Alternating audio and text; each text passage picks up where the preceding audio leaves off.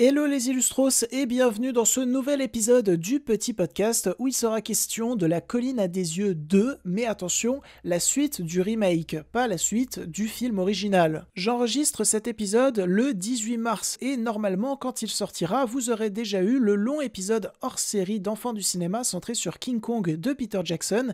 C'est un projet dans lequel je me suis beaucoup investi et j'espère qu'il vous aura plu. Sur ce, c'est parti pour parler de l'univers étrange et inquiétant de La Colline à des yeux. Bienvenue dans le petit podcast et bonne écoute.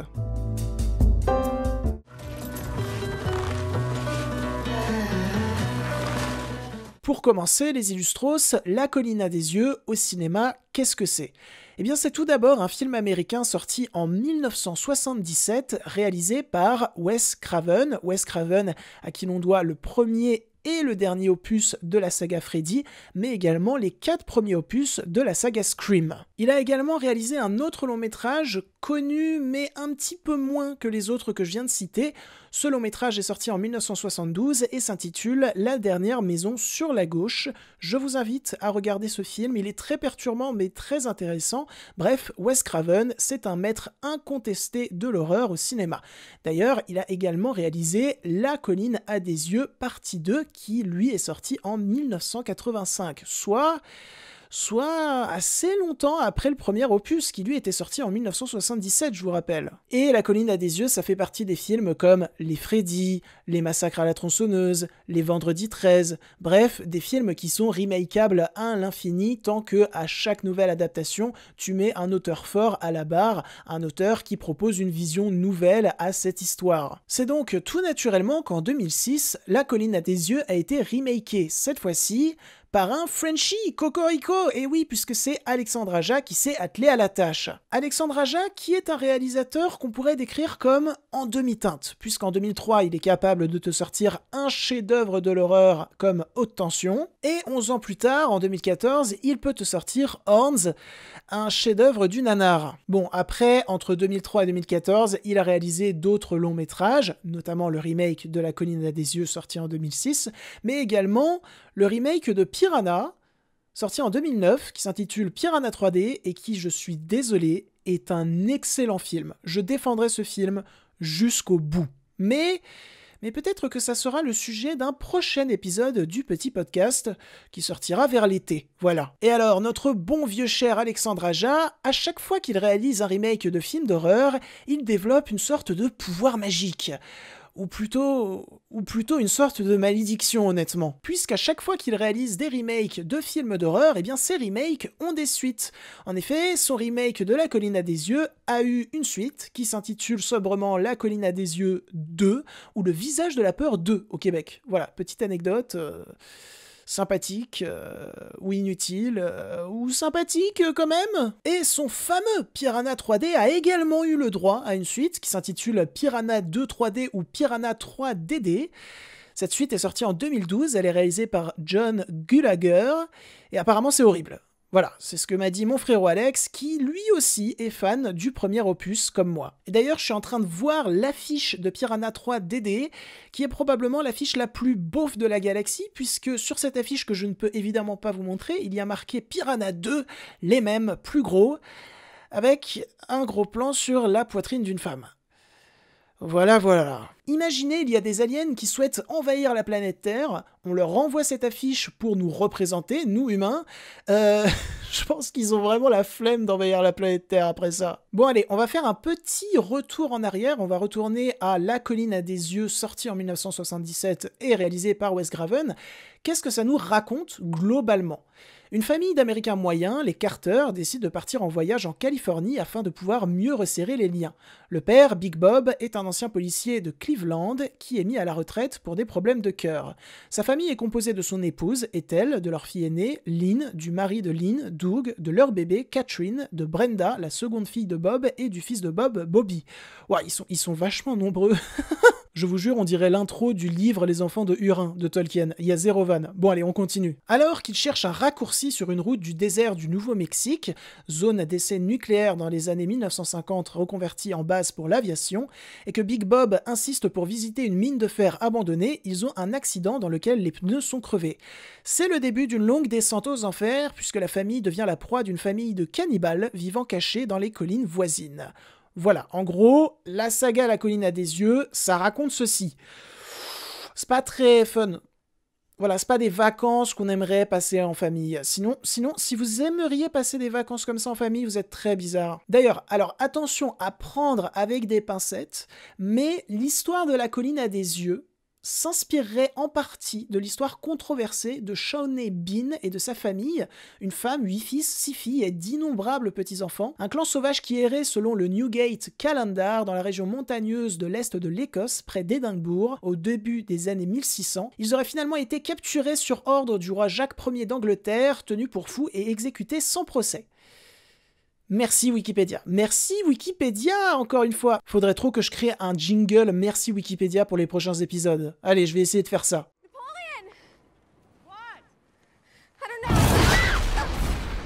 Mais donc, le sujet du jour, c'est la suite du remake de La colline à des yeux.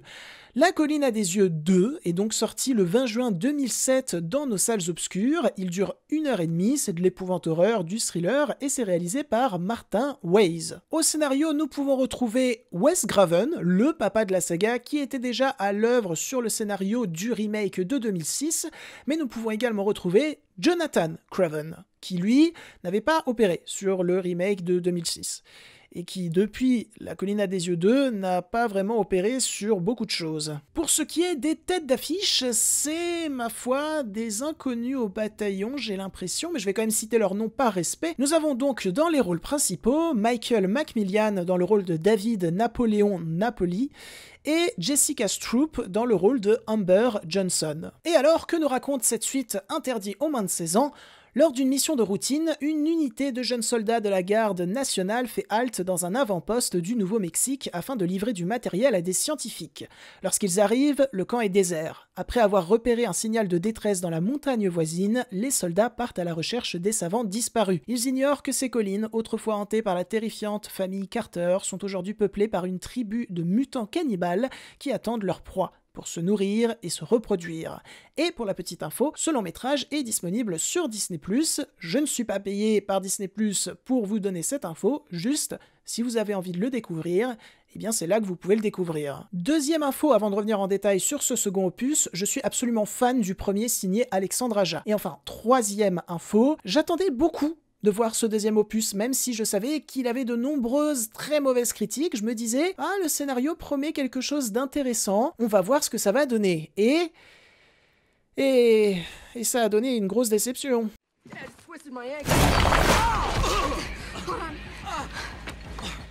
Bon, La colline à des yeux 2, c'est très raté.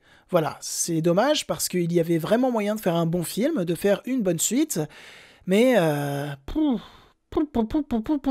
tout d'abord, j'ai un problème avec la mise en scène du long métrage, qui ne propose aucune nouvelle vision, elle ne fait que singer celle d'Alexandre Aja, mais en plus de ça, elle la singe mal. La vision d'Alexandre Aja était une vision extrêmement nerveuse vis-à-vis de l'univers de La colline à des yeux, mais là où c'était fort, c'était que même s'il y avait un nombre incalculable de détails et un nombre incalculable de mouvements de caméra, eh bien, on comprenait continuellement ce qu'il se passait à l'écran. Il y avait un véritable travail d'orfèvre sur la continuelle visibilité de ce qui se passait à l'écran. Et là, dans le deuxième, c'est pas du tout ça, c'est très cata, c'est-à-dire que ça essaye de singer le côté nerveux d'Alexandre Aja, mais premièrement, c'est beaucoup moins intéressant au cadre, parce qu'au travers de ces cadres, Alexandre Aja arrivait en même temps à bien iconiser les nombreux personnages, mais également les nombreux décors qui étaient extrêmement variés et soignés. Là, dans ce deuxième opus, bah t'as beau faire trembler ta caméra, si elle est en permanence collée au visage des acteurs et actrices qui sont devant des décors vides à crever, bah c'est pas très intéressant. Et puis il y a un gros manque de lisibilité. Il y a un cruel manque de grandeur au cadre pour qu'on puisse ressentir pleinement la solitude inquiétante de ces personnages que nous sommes en train de suivre, et il y a également un cruel manque de décor évocateur de quelque chose de fort. Tous les personnages sont filmés devant des décors qui sont très souvent dans un flou qui me paraît être un flou numérico dégueulasse. Et en parlant de choses dégueulasses, il faut absolument que je vous parle de l'étalonnage de ce long métrage qui... Alors, je suis rarement marqué par des étalonnages dégueulasses dans les longs métrages, mais là, j'ai rien pu faire. Là, il fallait juste que je me rende à l'évidence. C'est dégueulasse. Mais pas dégueulasse beau, comme ça l'était dans le premier remake réalisé par Alexandre Aja, où bien sûr que l'image était crade en permanence, mais il y avait un gros travail sur la photographie, sur la lumière, sur les contrastes extrêmement appuyés et sur la manière intelligente de découper des silhouettes inquiétantes qui se cachaient dans tous ces décors extrêmement soignés encore une fois. Non, là dans le deuxième, on n'en a plus rien à péter, des zones d'ombre qui créent du suspense intelligemment. Non, là faut que tout soit en permanence surexposé et très chimique, mais pas chimique du style ça raconte quelque chose d'intéressant, de fort sur la situation, sur les personnages, sur l'univers. Non, absolument pas. Juste t'as l'impression que l'étalonneur il s'est pointé sur DaVinci Resolve et qu'il a fait comme moi quand j'ai découvert le logiciel et que j'ai dû faire mon premier étalon, c'est-à-dire je veux rendre mon image chimique, mais je ne sais absolument pas du tout comment faire pour rendre ça beau. Du coup, sur les images, toutes les couleurs bavent en permanence, il y a un grain qui est absolument ignoble. Ça me peine de le dire, mais on dirait par moments une production The Asylum. Alors, The Asylum, qu'est-ce que c'est pour ceux ou celles qui ne savent pas ce que c'est? Alors, où est Wikipédia? Ah oui, c'est là. Donc, The Asylum est une société de cinéma et de distributeur de films indépendants américains fondée à Burbank, en Californie, en 1997 par David Michael Latt, David Rimawi et Sherry Strain. Et The Asylum, ça nous a offert des chefs-d'œuvre, comme par exemple Titanic 2. Ou encore War of the Worlds 2 The Next Wave. Lui, j'ai un petit peu envie de le voir, honnêtement. Et aussi The Terminators. Bref, The Asylum, c'est un studio de production qui nous offre des fausses suites à des gros succès, des fausses suites complètement fauchées de A à Z et qui sont pour la plupart absolument irregardables. Je vous invite quand même à découvrir Titanic 2. Pour la culture, voilà, pour la culture. Eh bien, La Colline a des yeux 2, ça ressemble visuellement un peu à une production The Asylum, mais ça y ressemble également en termes de jeu d'acteurs, de jeu d'actrices. Voilà, c'est vraiment pas fameux. Et puis, pour ce qui est de l'écriture, allez écriture, j'ai confiance en toi, je sais que tu peux relever le niveau à toi toute seule, et absolument pas. Absolument pas, là aussi c'est catastrophique de A à Z, c'est terrible, aidez-moi. Durant tout le long métrage, nous allons suivre une équipe de soldats... absolument débile, mais j'ai pas d'autres mots. Je vous jure, les Illustros, on dirait qu'ils ont été finis à la Monster, c'est-à-dire qu'ils n'arrêtent pas de réagir au quart de tour de manière absolument idiote, et ce, du début du film jusqu'à la fin. Je veux dire, au tout début du long métrage, on te les présente comme une équipe de bras cassés, mais vraiment, le bras, il est cassé en 1000 morceaux, quoi. Et toi, petit spectateur innocent, tu te dis tout naturellement que dans la suite du long métrage, eh bien, nous allons assister à l'évolution de cette équipe, au fait qu'elle va de plus en plus communiquer, qu'elle va de plus en plus réfléchir, réagir intelligemment. Non, jamais. Je vous jure, il y a toute une séquence où l'équipe réfléchit à comment rester en permanence ensemble pour éviter de se faire attaquer lorsqu'on est en solitaire. Minute d'après, il y a un personnage qui décide d'aller pisser tout seul derrière un rocher. Et qui se fait kidnapper, bien entendu. C'est que des moves de débilos comme ça pendant 1h30, et c'est insupportable. Vous êtes cringe, arrêtez, pitié. Et alors, je pense que le comble de l'écriture, c'est concernant un personnage qui porte en lui toute une thématique concernant le fait qu'il est contre la guerre. Quand tu vois ça, tu te dis « Oh, c'est intéressant, on va voir comment le propos va être développé au fur et à mesure du long métrage ».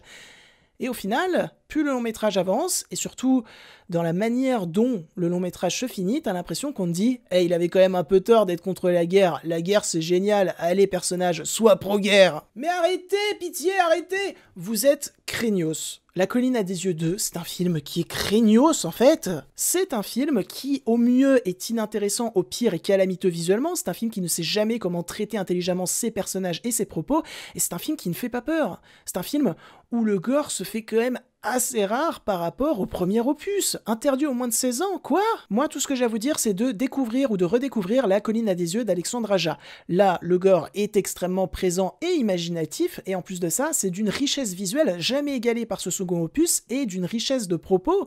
Je veux dire, la façon dont ils abordent tous les ravages qu'ont créés ces tests de bombes, c'est vachement intéressant, c'est vachement fort quand même. Et puis là, pour le coup, les décors et les make-up sont dingues. Bref, voyez La colline à des yeux d'Alexandre Aja. Et voyez sa suite, quand même. Mine de rien, elle est intéressante. Moi, ça m'a intéressé de mettre cette suite en comparaison avec le premier opus. Sur ce, mes réseaux sont en description, je m'en vais côtoyer d'autres univers, et je vous dis salut!